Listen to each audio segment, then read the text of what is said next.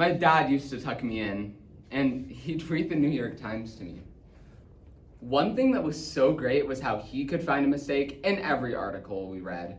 I mean, he would find grammar mistakes. Sometimes there were mistakes with geography or facts. Sometimes the article just didn't tell the whole story. I loved having a dad who was smarter than the New York Times. I loved how my cheek could feel the hairs on his chest through his shirt. How he always smelled like shaving, even at the end of the day. In 2000, 1 in every 150 kids were diagnosed with autism. Now in 2022, it's every 1 in 44 children. With more children being diagnosed and understanding their story, we must become more understanding of autistic experiences. Because we aren't weird, we aren't stupid. I am neurodivergent, and there's a story to tell in everyone. Understand the story of autistic child Oscar as he struggles to deal under the debilitating pressure of having a breakdown when somebody is relying on you. Jonathan Foer, extremely loud and incredibly close. I'm not allowed to watch TV, although I am allowed to rent documentaries that are approved for me. One of my favorite documentaries has Stephen Hawking in it, and I remember one time I mailed a letter to him. Dear Stephen Hawking, can I please be your protege? Thanks, Oscar Shell. You know, I didn't think he was gonna respond, but one day I came home to an envelope with my name on it. Thank you for your letter. Because of the large volume of mail I receive, I am unable to write personal responses. Most sincerely, Stephen Hawking. I called my mom's cell. Mom, I'm gonna need the laminator. You know, Dad was tucking me in that night, and I remember asking if the world was a flat plate supported on the back of a giant tortoise. It's just, why does the Earth stay in place instead of falling through the universe?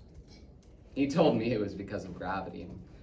But what I didn't get is, why do we exist?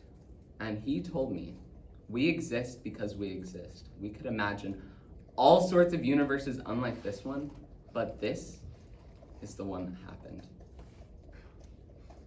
Being with him made my brain quiet. You know, I remember one afternoon, me and Dad spent the whole afternoon trying to figure out how to make a paper airplane that we could fly into our neighbor's apartment.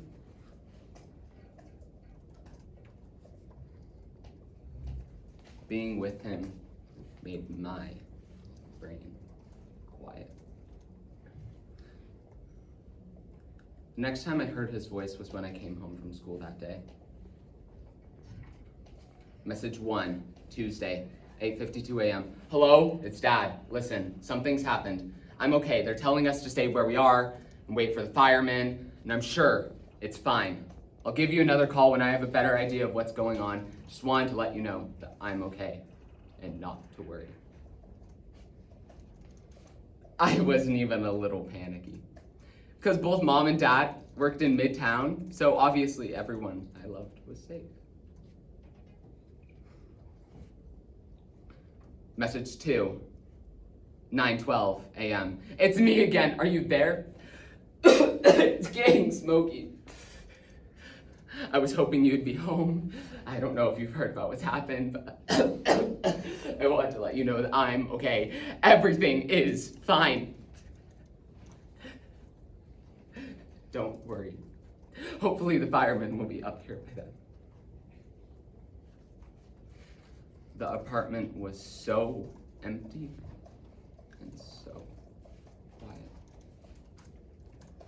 Message 3, 9:46 a.m. It's Dad, Michelle. Can you hear me? Are you there? Pick up, please. I'm underneath the table. I have a wet napkin wrapped around my face. There's a helicopter circling around, and I think they're going to evacuate it. But would make sense if the helicopter can even get close enough. Just please. Pick up. As I walked to the kitchen, I checked the phone messages. There were 3 messages. One at 9:12, one at 9:31, and one at 9:46. I listened to them and I listened to them, and before I could even figure out even what to think or even what to feel, the answering machine went on. I heard my own voice. Hi, you've reached the Shell residence. Here's today's fun fact of the day. In Yakuta, which is in Siberia, it's so cold that breath instantly freezes with a crackling noise that they call the whispering of the stars. Please leave a message. Beep. Are you there? Are you there? Pick up the damn phone. I couldn't pick up the phone. I couldn't pick up the phone. I couldn't pick up the phone. Why couldn't I pick up the phone? I couldn't pick it up. I couldn't pick it up. I couldn't pick it up. Why couldn't I pick up the phone? I turn on the TV and it's the same images circling over and over and over. Planes going into buildings, bodies falling, people waving shirts out of high windows, planes going into buildings, bodies falling, planes going into buildings, falling, planes, buildings falling, buildings falling. I'm sorry. Planes going into buildings.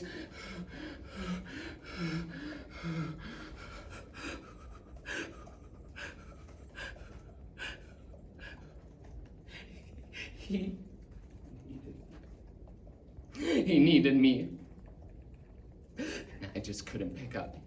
I couldn't pick up. I don't know why I couldn't pick up. Are you there? He asked 11 times. I know because I've counted. It's one more than I can count on my finger. Why did he keep asking? Was he waiting for someone to come home? And why didn't he say anyone? Is anyone there? Are you there? Are you there? Are you? And then it cut off. I lost him before he died. I went away. I was afraid. He just kept saying that he was okay and everything would be fine and we shouldn't worry. I thought about hiding under my bed. I thought about rushing downtown to see if I could somehow save him myself.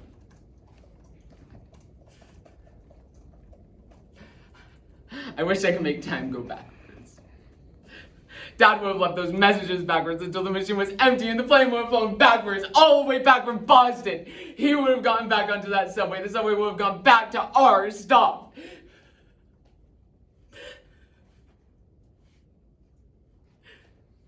He would have gotten up at the end of the night.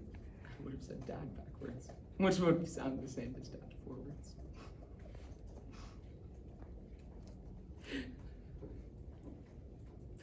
Being with him.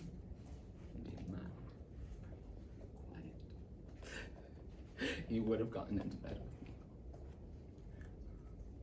We would have been safe. Do you forgive me for not picking up?